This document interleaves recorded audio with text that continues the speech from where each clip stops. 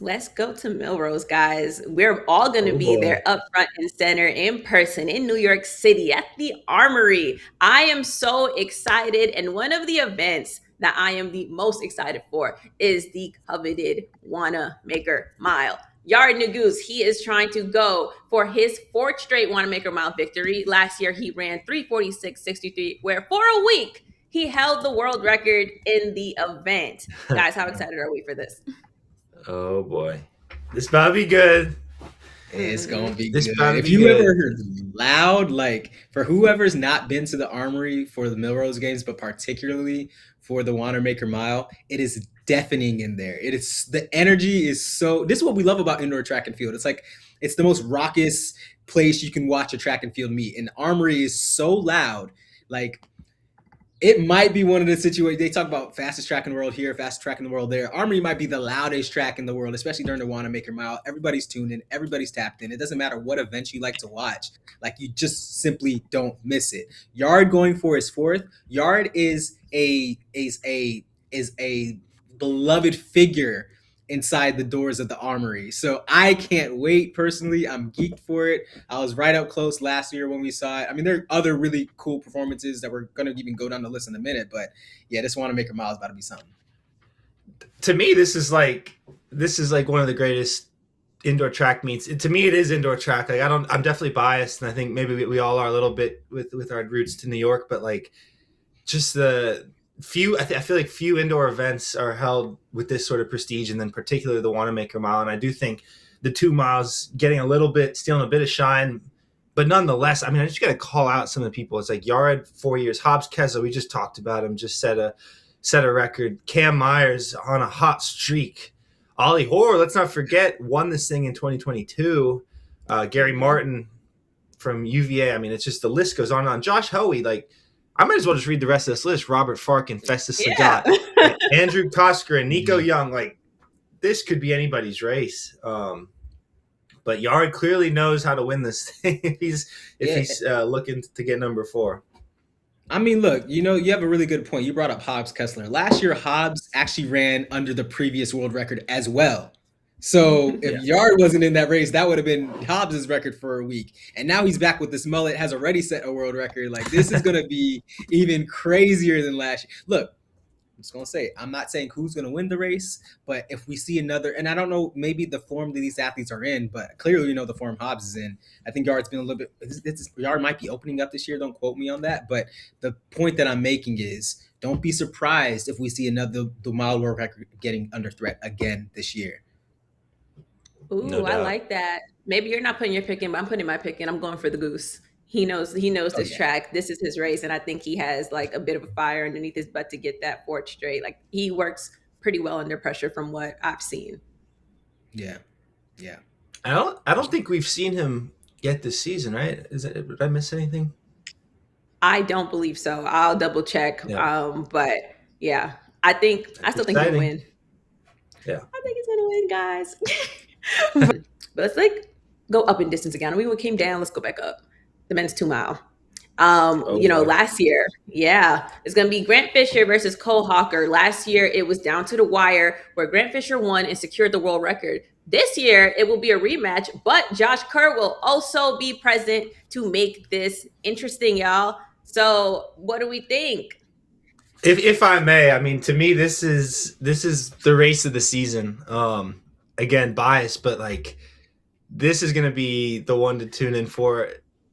The fact, like, I don't even know where to begin on this, but like, if you remember 2 years ago, Josh Kerr set the world record at this very meet, at this very event, um, in stunning fashion, and he was added fairly recently. But we're talking about Grant Fisher and Cole Hawker as well. Like these are titans of distance running globally.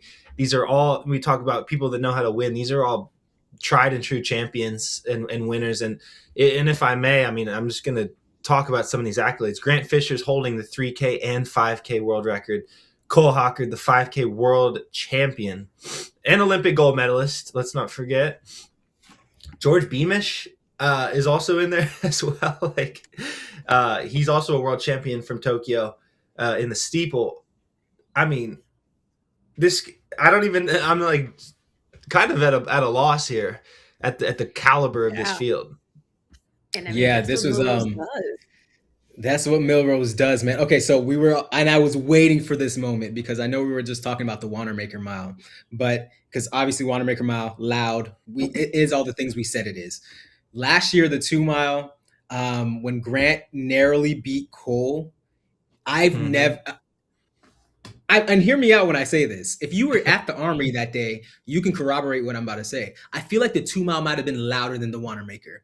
The building with the atmosphere was so loud, like there are people outside, and people know who walk down on. We've all been to New York City. We've all been to the Armory. People who walking around 168, they always know that the Armory has track meets. They're always expecting noise to come out of that building. But there were people thinking something was wrong on the street, on the block, was how loud it was last year when Grant just narrowly beat Cole. And Cole came out of that. He was hurt. I remember Cole watching him in the mix zone. He was actually tearing up because he was like, yo, I mean, we know what type of athlete Grant is, but I also wanted to show my range, and it hurt to lose in the fashion that he lost. So Cole's coming back in with this chip on his shoulder. Grant is Grant Fisher. And then you're just going to throw in that X factor of Josh Kerr. Yo, I agree with you, Johnny. This is Wanamaker Mile is always going to be the event to watch. But if you for whatever reason have to leave the Armory early because you have to miss the Wanamaker Mile, cancel your plans. Watch this 2 mile. Cancel your plans. Do not miss the 2 mile. Okay. Cancel your plans, guys. If you're trying to come late, make sure you get there early for the 2 mile. You don't want to miss it. Yeah, and don't leave early. If you got something to do after, tell your homegirl, tell your homeboy, tell your man, tell your girl, listen, wait. Just wait. Tell a friend to tell a friend to tell a friend to hold up. Yeah. And, as we talk about like this, all this was going on, you talk about the type of athlete Cole is when he has a chip on his shoulder. We see what happens when he has a chip on his shoulder. Case in point, these past world championships. You see Grant Fisher when he goes into that dark place. Hello, he had like 2 world records within a 7-day span. He broke the 3K world record, then he went and broke the 5,000 meter indoor world record last season. Like it was one of them ones. He's one of them ones. So I'm gonna ask you guys, no context, no rhyme or reason. Who's your pick to win this? Go, Johnny. I'm going Josh. Okay, Olu. Ooh, can I be spicy? I'm gonna say Cole. Now, the only reason why I'm saying Cole is because I actually wanted to pick Grant, but I remember how no context. Nope. Nah, no context. Okay. Nope. Pick your pick Hawker, and stand on it. Me, bro. I'm gonna stand on it. I'm gonna be controversial. I'm gonna go against what my gut is saying because I just remember seeing it. That's my context. Period. I'm going to jump on your ship too. I actually do have Cole winning this as well. So we'll see how these age next week. Moving along, we got the men's 600. Cooper Luckenhouse is highlighting that. And as we speak about him, he ran his pro debut last week in the 800, clocking 1:45.23, and it was actually a new U20 American record. What y'all think Cooper's going to do this weekend? Be dangerous as usual. He's a kid having fun with it, man. And I know a lot of people had a lot of expectations on him last year for Worlds after seeing, obviously ran 142, but keep in mind he was in high school. He'd been competing for 10 months at that point. I think fresh legs, fresh season. This kid, he's such a respectful young man who just is enjoying the process of it. Look, under 20 world records are just going to kind of keep falling with every event he steps in. That's what I say. All right. Yeah.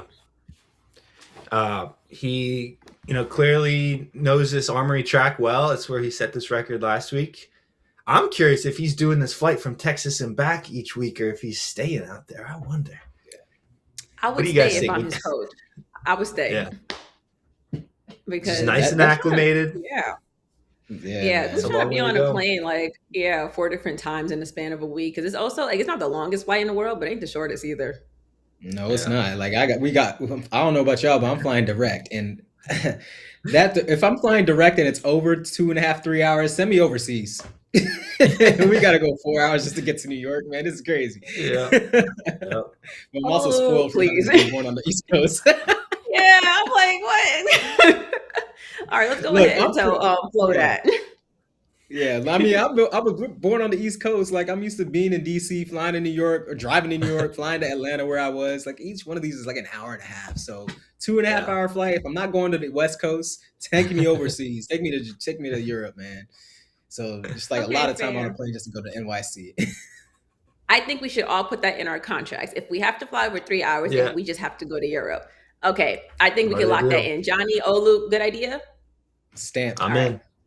I'll have our people talk to their people. But Quincy Wilson, we talked from one youngster to the next. Quincy Wilson will be in the 400. I am not expecting anything less from fireworks from him. He's been racing amazingly all season. As we mentioned earlier last weekend at the New Balance Indoor Grand Prix, he came second to Caleb McRae, running 45 high. I mean, I feel like I can guess what you guys are going to think he's going to do, but go ahead. Look, I like I'm watching Quincy run. I like watching Please. Quincy run because Quincy is not afraid to step on the line. Nia, you made a point before, you want to see high schoolers race high schoolers. Quincy is not afraid to step on the line. This man, he runs, he uses indoor season for what it's meant to be. You use indoor season to race yourself into shape, right? Well, this man's already in shape, and he's just came off of, I mean, obviously the New Balance last week, but the week before, just shy of the 500 meter record, high school record for that age, right? National record, right?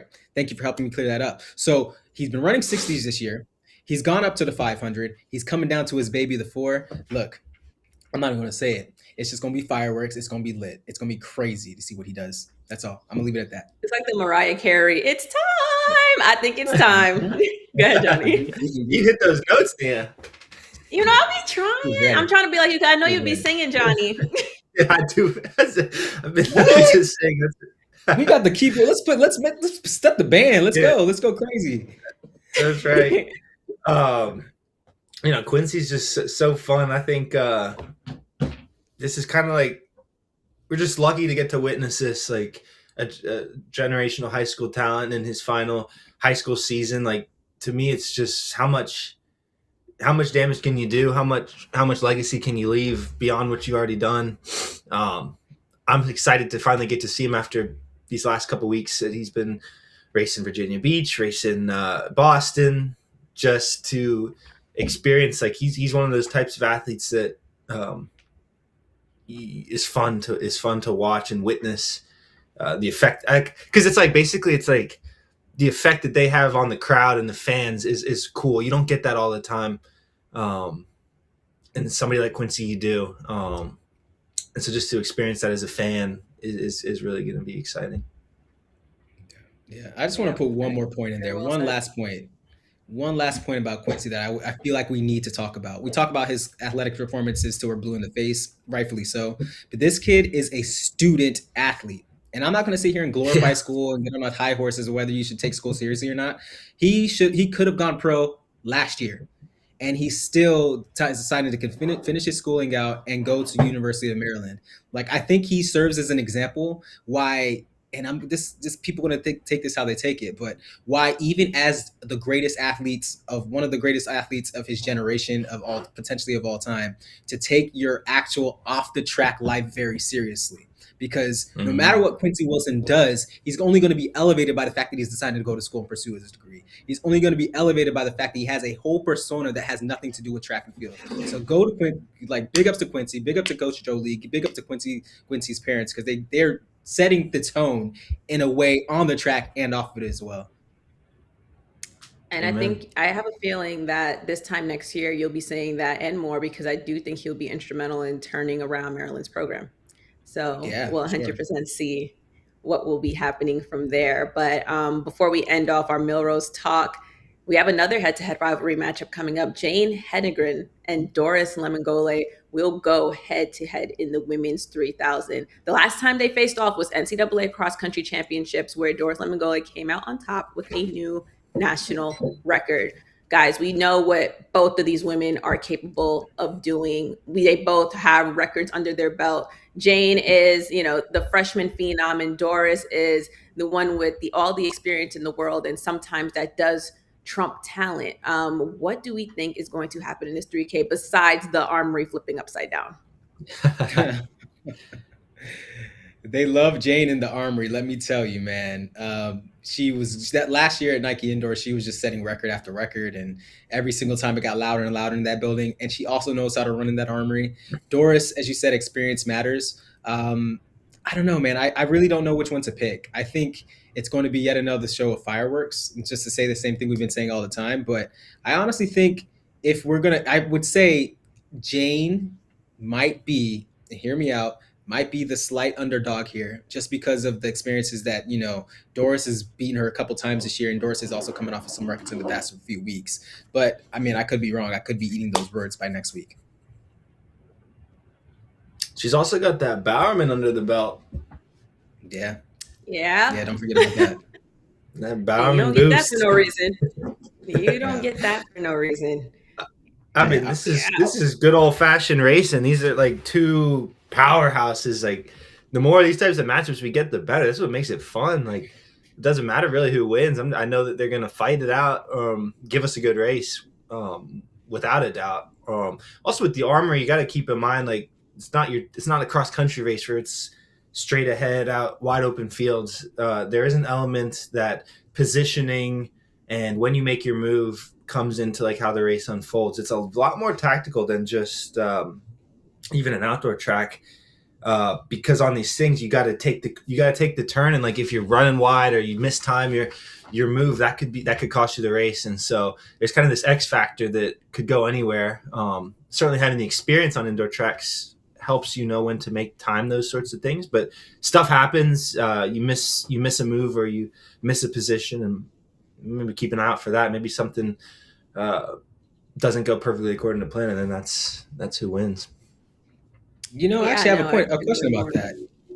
Like, so Jane Jane tends to run in a very commanding fashion, and as she runs commanding in the Armory. So how do you think that's going to play out with her indoors? Well, I mean, you raise a good point. Yeah, like having that experience on that specific venue and knowing the feel of the track, like she could very well try to take command of the race in a way that maybe we haven't seen. And I predict, like I said, it's hard to say, but if that's a track that she's very comfortable with and knows how to win on, that could be it for her. So it's gonna be a good race.